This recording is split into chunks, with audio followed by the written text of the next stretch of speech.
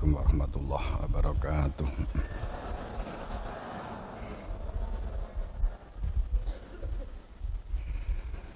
Bismillahirrahmanirrahim. Alhamdulillahirabbil alamin. Asyhadu an la ilaha illallah wa asyhadu anna Muhammadan abduhu wa rasuluhu. Allahumma shalli ala sayyidina Muhammad wa ala ali sayyidina Muhammad. Huwaladzi arsala rasulahu bil huda wa dinil haqqi hidayatan ala kulli wa kafa billahi shahida.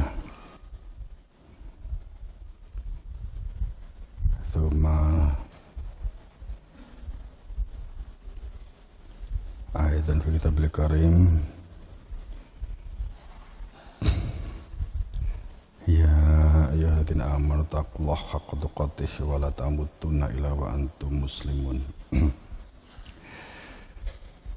Jemaah rahimakumullah. Kita pertama memunajat rasa syukur kepada Allah Subhanahu wa taala, menjadi hamba yang pandai bersyukur, dan salawat salam pada junjungan kita Nabi besar Rasulullah sallallahu alaihi wasallam. Kemudian pada kita mencoba menggunakan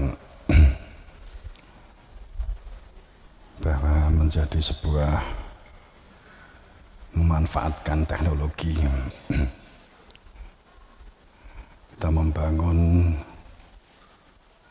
komunitas dengan berlaku teladan dan amanah komunikatif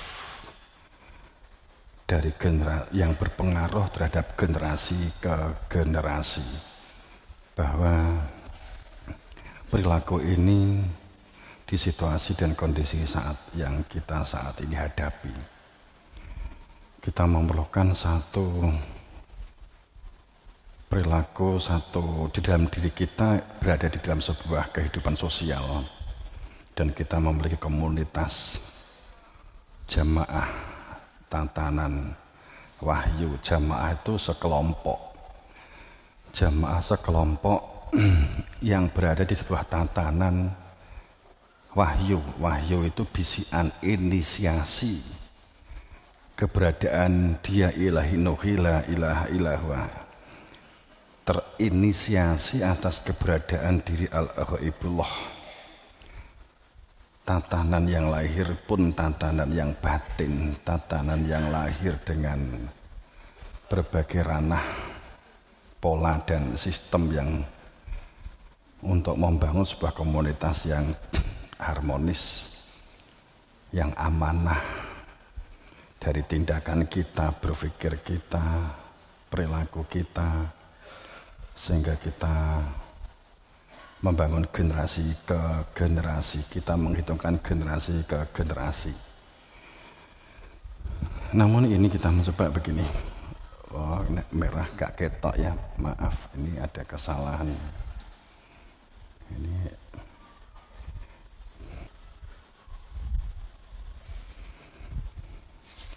kita ketahui bahwa dengan telah terinisiasi, ditunjukkan keberadaan diri al-ghaibullah, sehingga ada kehadiran Dia di dalam hati, sehingga kita bisa mengklasifikasi atau bisa mengidentifikasi, iso bedakne antarane sing jasad lahir dalam menjalani kehidupan berdunia ini dan yang batin. Bagaimana kedua unsur kejadian manusia yang lahir dan yang batin dalam menjalani kehidupan dunia ini posisinya seperti apa? Dunia ini adalah alat atau kendaraan. Dunia ini merupakan kendaraan. Dunia ini adalah kendaraanmu. Jadi kendaraan sing bobrok apa kendaraan sing apik? Jadi kendaraan sing macetan apa dari kendaraan yang akan menghantarkan untuk dapat menyatakan keselamatan. Jadi kendaraan sing jero itu dadekne sumuk apa dadekne judeg, ya iki kan dunia itu dah kendaraan. Lah saiki sing jenengan rasane saiki iki piye, ndek donya iki judeg apa gak? Apa penak apa nyaman, cukup ndonga udane dadi udan duit. Piye rasane kan itu kan tergantung dari jenengan dewi-dewi. Jadi duniamu itu adalah kendaraanmu. Dunia itu adalah kendaraanmu. Bahwa kemudian ada ungkapan sering kita mendengar, mulutmu adalah harimaumu.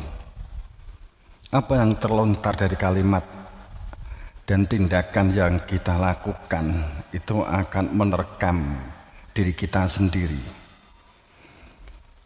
Bahwa karena sebuah ketidakjujuran, karena perbuatan menutup-nutupi ketidakberanian kita berlaku jujur, terkadang menjadikan kita terperangkap dalam perilaku mulutmu adalah harimaumu.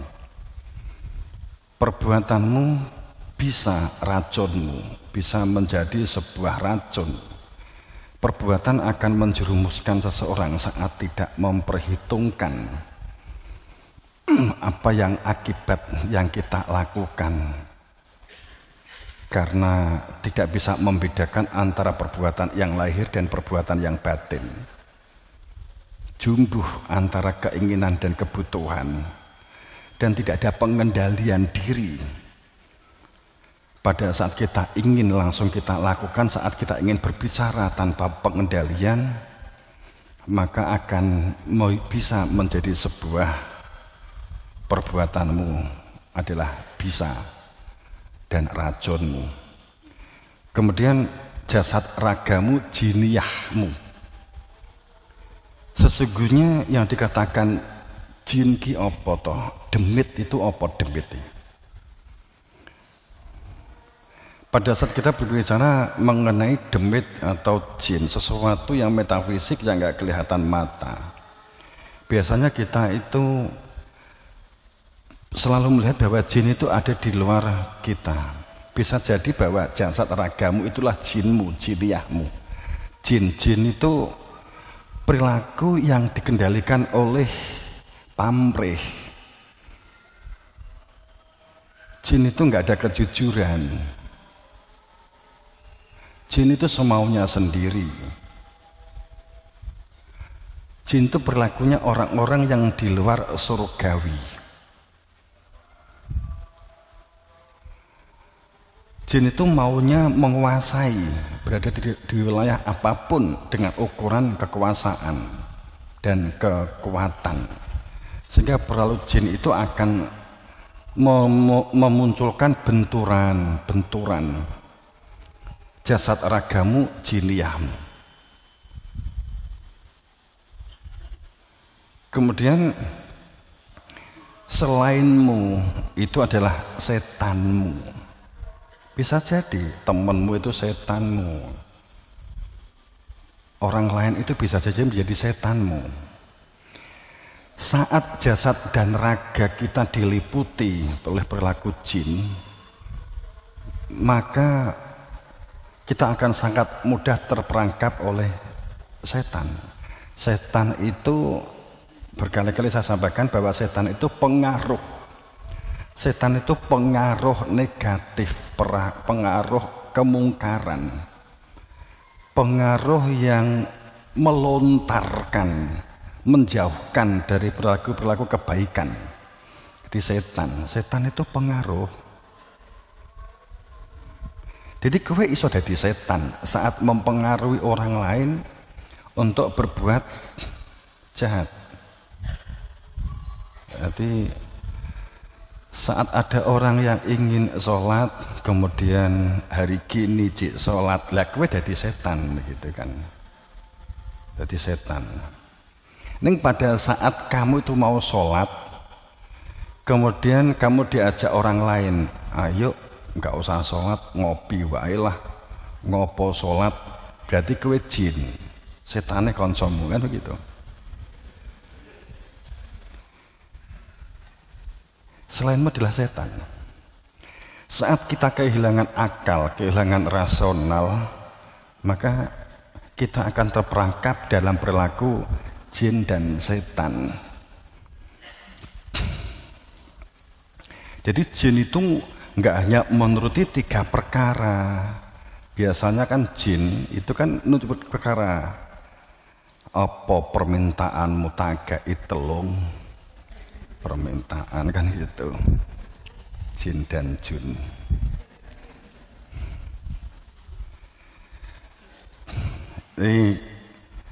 Selainmu adalah menjadi setan. Saat kita puasa, kita dipengaruhi oleh lapar. Kemudian rasional kita, wong poso ya panggah luwe ya, poso ya panggah ngelak. Poso ya mesti luwe kalau ngelak piye toh. Kemudian ndelok warung buka. Akhirnya pengen ndelok setane digujek pora. Setane ra ketok, rasionalmu berbicara bohong, gak nek setan iki berarti kamu masuk. Jadi jika kamu kemudian mokel enggak puasa, kamu menyalahkan. Ya salah setane enggak di tali. Ya. Mergo enggak ditutup. Lah jinnya yang ada di dalam dirimu. Jadi itu jin yang ada di dalam diri kita itu adalah kemauan-kemauan kita.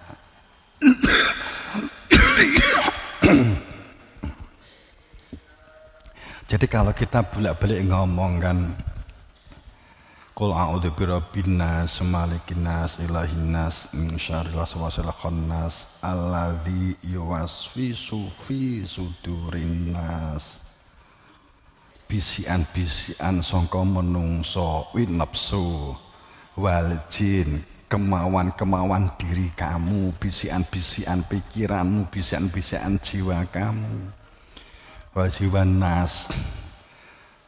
Jadi gak usah digoleki jin yang jin setan iki kan menyatu. Sanubarimu itu nerakamu, yaitu iblismu kan gitu.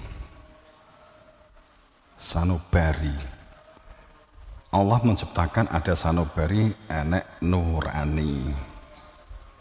Di jerone dodone dewi-dewi itu ada sanubari, ada nurani.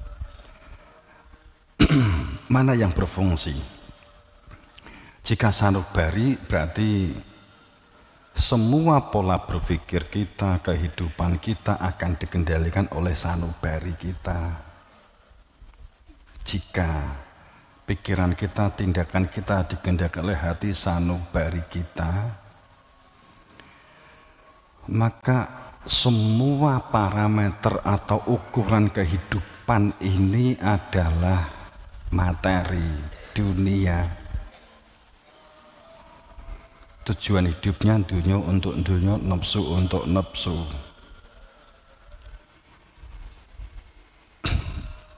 Jadi pada saat rasa malas, rasa kita merasa lebih, kita enggak ada kepedulian, kita mentalan, kita serakah, angah-angah. Lah itu sesungguhnya berarti fungsinya adalah berada di dalam sanubari. Kemudian akalnya berpikir mendorong sanubarinya untuk muncul, mengendalikan kehidupan kita. Saat menjadi iblis, semua kebenaran itu akan ditentang. Semua kebenaran itu dikhianati, semua kebenaran itu diabaikan. Semua kebenaran selalu disalahfahami. Iblis itu membantah perilaku-perilaku yang membantah, baik secara verbal perilaku ataupun secara ucapan ataupun secara penglihatan yang diotak-atik dengan pembenaran dirinya sendiri. Iblis itu ahli di dalam melakukan pembenaran yang menurut akal pikirannya sendiri. Sanubari saat sudah mengendalikan hidup manusia, maka kehancuran akan dimulai dari dirinya sendiri dan akan berdampak pada kehancuran lingkungannya. Kemudian Allah telah menciptakan akal pikiran. Akal pikiran itulah malaikatmu. Akal pikiran itulah lauh mahfudmu. Akal pikiran ada fungsi rasional dan nalar. Saat akan berfungsi dunia sebagai kendaraan, mulut tidak akan merekam apa yang kita ucapkan pada saat kita menggunakan akal pikiran kita. Akal pikiran menjadi malaikat, menjadi mizan, menimbang atas perbuatan yang kita lakukan, memiliki dampak kebaikan atau keburukan, baik sesaat atau menjadi buruk di kemudian hari. Tatanan bagaimana yang harus diberlakukan di dalam diri kita supaya kita terus berada di dalam kebenaran. Akal pikiran itu adalah malaikatmu. Saat kita punya anak, kita mendidik diri kita pada saat akal pikiran kita gunakan, saat kita tidak biasa mengendalikan diri kita nggak mengendalikan diri kita, apa yang kita inginkan harus diwujudkan. Saat kita di luar sistem, artinya bahwa itu di luar akal pikiran nalar. Sekali lagi, saat segala sesuatunya itu di luar sistem, berarti itu di luar akal dan nalar. Paham maksud saya ya? Nek kabeh ki enek sesuatu yang di luar sistem, di luar konstitusi, berarti itu di luar nalar. Konstitusi ideologi batin, konstitusi kebenaran. Saat kita di luar sistem, di luar sunnah, maka itu bahwa kita sesungguhnya adalah kita di luar nalar dan rasional. Akalnya hanya untuk menguatkan pembenaran. Kemudian saat akal pikiran menjadi malaikat, maka nuranimu disitulah surgamu. Nurani itu adalah titik temu rohmah, titik kecintaan tertinggi kita, cinta kepada Allah. Disitulah surgamu. Titik temu faduriba bainahum babun batinuhu fihi rohmah, bahwa di dalam dada itu ada hati nurani yang menyatukan titik rohmah fitrah manusia dengan fitrahnya Allah.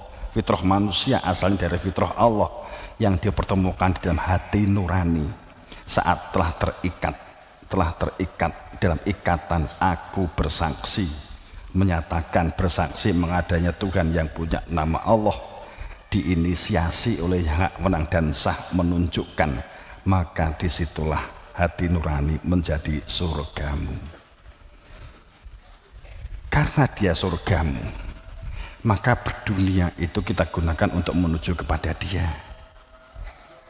untuk membuktikan keberadaan dia, daya kuatnya dia. Manakala demikian, kehidupan itu adalah menyatu dengan Tuhan. Ini bukaan nih, dasar pijakane gitu ya. Jamaah rahimakumullah, saat awalnya kita itu berat, saat awalnya kita itu tidak kita lakukan karena merasa berat, karena gengsi, karena kita berlaku jujur juga berat, kita tidak mengendalikan diri, kita tidak sabar.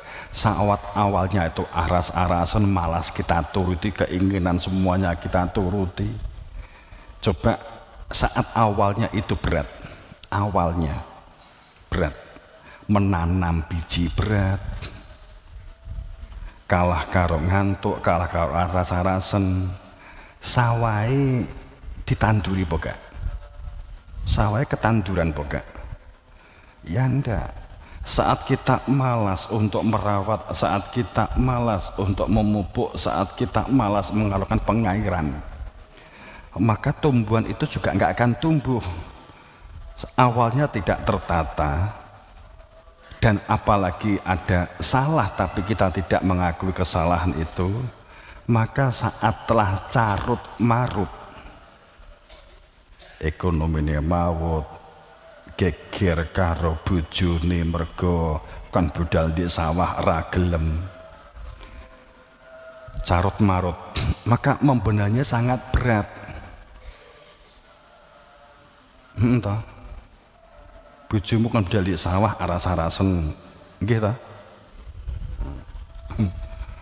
Jadi saat awalnya itu berat, nggak ada pengendalian diri, nggak ada sabar, nggak ada istiqomah, tidak tertata, maka membenahinya akan sulit, akan berat. Pun dalam jamaah, dalam diri kita dan jamaah kita juga sama dalam sebuah komunitas ini. Bagaimana menyingkronkan, bagaimana berkomunikasi, sehingga akan berlangsung sangat panjang dari generasi ke generasi. Yang terjadi itu menjadi juga carut marut saat kita tidak berani mengendalikan orang-orang di sekitar, mengendalikan diri kita dalam kehidupan bersama dengan orang-orang yang di sekitar kita. Kita akan berat saat generasi ke generasi. Hanya karena tidak jujur itu menjadi berat. Hanya karena ingin menunjukkan egonya bahwa dirinya yang hebat akan menjadi berat. Saat kita gak berani mengakui kelebihan orang lain, bahkan karena tidak tahu sehingga tidak mengungkapkan, apalagi jika mengetahui kemudian kelebihan orang lain tidak kita ungkapkan, itu semuanya adalah merasa dari diri kita.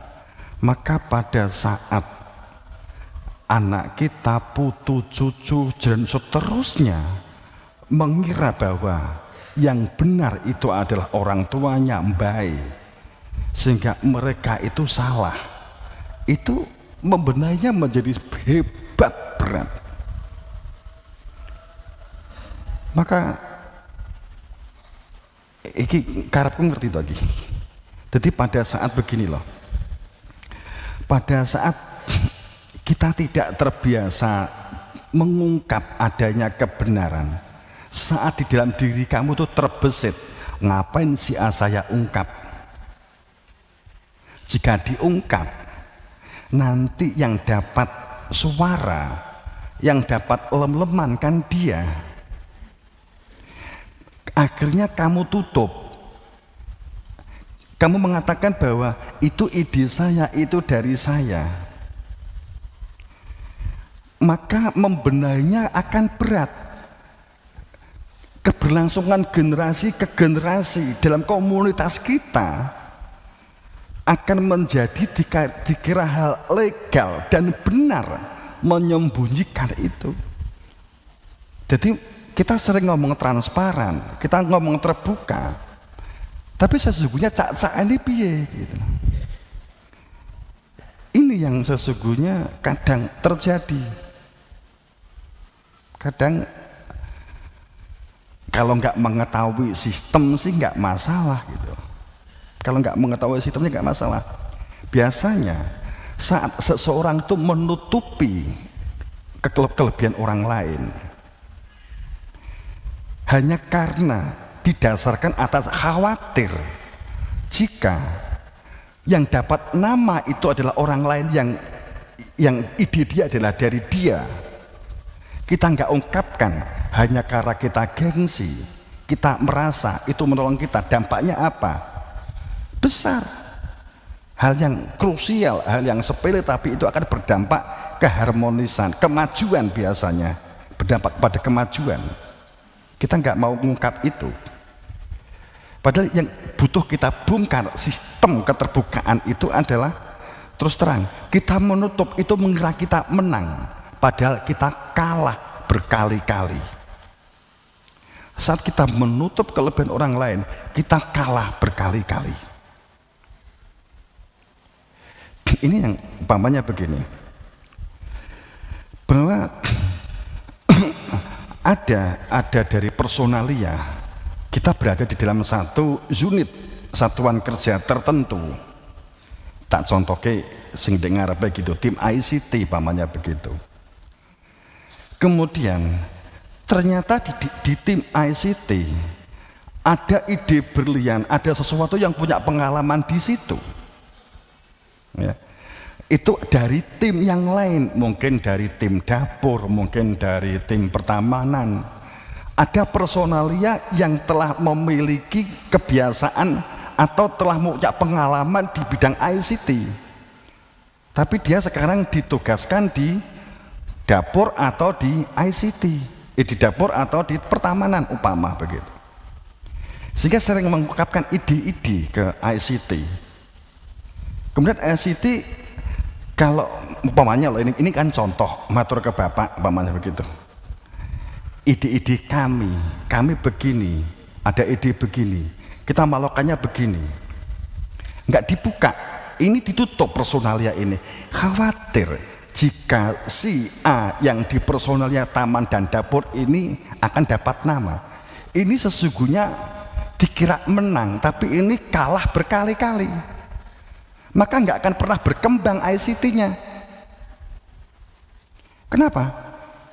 Sebab akan selalu menghindar untuk tidak bertemu Bapak. Kenapa menghindar? Nek ditakok detail gak iso jawab. Mergo idenya bukan dari dia, hanya karena khawatir. Tapi kalau kita dalam posisi kejujuran, ini ide dari sini Bapak. Yang membuat format adalah dari sini, yang membuat usulan dari sini. Justru kamu menang berkali-kali. Oh gitu, panggil dia coba, diajak komunikasi, support dia dengan baik, maka akan tumbuh.